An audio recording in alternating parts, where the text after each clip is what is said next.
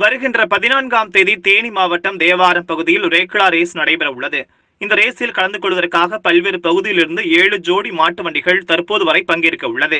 இதனையடுத்து இந்த போட்டியில் வெற்றி பெறும் நோக்கில் போட்டிக்கு முன்னதாக சின்னமனூர் அருகே உள்ள மார்கையன் கோட்டை கிராமங்கள், அம்மாப்பட்டி கிராமம் வரையிலும் தினந்தோறும் ரேக்ளா ரேஸில் கலந்து கொள்ளும் மாட்டு வண்டிகளுக்கு பயிற்சி நடைபெறுகிறது.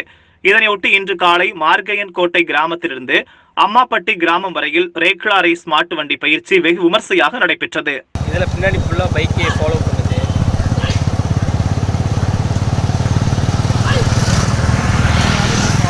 இல்லை வேணாம் இது அதை எடுத்தாச்சு ஜி. ஒன்று